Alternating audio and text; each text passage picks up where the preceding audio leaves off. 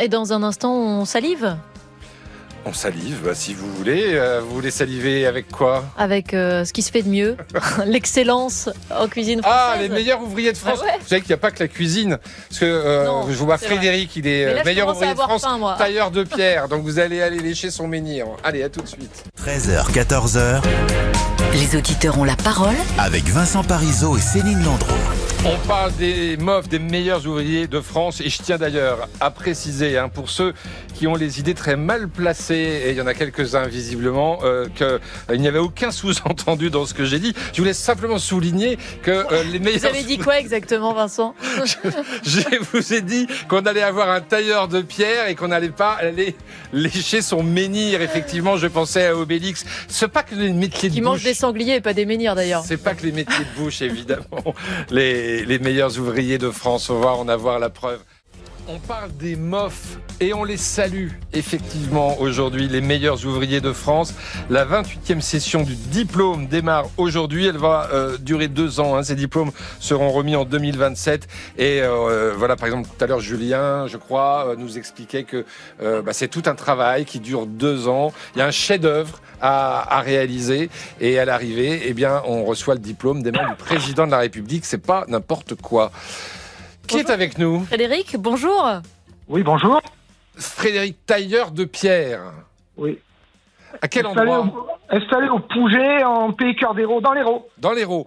en Occitanie. Alors, racontez-nous votre démarche. Pourquoi vous en êtes venu à prétendre à ce titre, à ce diplôme de meilleur ouvrier de France? Moi, personnellement, comme beaucoup de meilleurs de France, c'était un défi pour arriver à se situer dans le métier. Ouais. C'est pas histoire d'être le meilleur, c'est plutôt pour se situer, pour voir un petit peu ses limites au niveau du métier. Et en même temps qu'on est passionné, ça permet de se dépasser et d'apprendre plus vite, plus rapidement le métier aussi. Quand est-ce que vous avez été diplômé? J'ai été finaliste en 2000 et lauréat en 2004. Ah, bravo. Et vous aussi, Frédéric, vous avez eu un chef-d'œuvre à réaliser?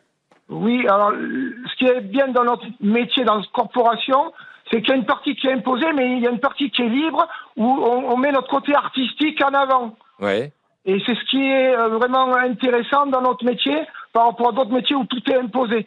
Nous, on a cette partie libre qui permet de nous exprimer, parce qu'on a un côté artistique qui est en nous, on va dire. Et Voilà. vous avez fait quoi, alors? Donc moi, c'était une colonne engagée, torse, dans un angle rentrant. Oula, Alors, là, C'est un peu pointu, c'est technique pour nous. C'est quoi une colonne engagée? Une colonne, c'est la moulure, au lieu que ça soit droit, elle est torsadée. D'accord, là je vois très Et bien. elle est amortie, c'est-à-dire que ça ne peut pas être fait avec une machine, c'est obligé d'être fait à la main. Et ça fait 1m80 de haut, 900 kg fini. Et combien d'heures de travail? Il y a 439 heures de taille, sinon il y a 600 heures en comptant les pures, sortir les panneaux, les contre-profils en zinc pour pouvoir faire la taille. Ah ouais. Et C'est elle un est travail où de longue aujourd'hui? haleine et de patience. Elle est où aujourd'hui, cette colonne Elle est dans mon atelier, en exposition. Voilà, et aussi le but de notre métier, c'est quand on travaille tous les jours, c'est une remise en question de tous les jours, c'est que le client, il faut qu'il aille faire waouh sur ce qu'on a réalisé. Ah oui, Et- c'est ça. et- Et il le fait, waouh? Il le fait, waouh, quand il rentre dans votre atelier? Quand il fait waouh, c'est qu'on a réussi notre travail. Ouais. Voilà, et c'est ça mon défi journalier, on va dire, c'est d'arriver à sentir la demande et d'arriver à m'exprimer d'après sa demande de ce qu'on peut faire, voilà. Et d'avoir une pièce artistique sur mesure qui soit vraiment unique par rapport à la demande du client. Et est-ce que c'est une bonne pub d'être MOF? Est-ce que ça vous attire des clients? Alors, il y a double tranchant, on va dire. Il y a le côté des personnes qui vont vraiment être en recherche de ça, et il y a les autres qui vont être jaloux en disant il se prend pour le meilleur, alors que c'est pas du tout ça. Ah, vous avez ressenti ça au Pouget, là, autour, ça grinçait un peu des dents? Non, mais disons, c'est dans la mentalité française.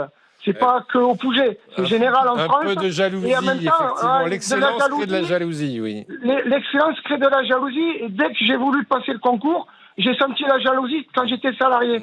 Et c'est un peu pour ça que je me suis mis à mon compte, c'est pour essayer de me protéger et pour pouvoir avancer plus intelligemment, parce que je voulais progresser, avancer, et non avoir des bâtons dans les roues, même si j'en ai encore, mais moins, qu'en étant salarié. Voilà. En tout cas, aujourd'hui, vous pouvez être fier. Vous pouvez être fier du travail accompli et de ce titre. Restez avec nous. Parce qu'il y a...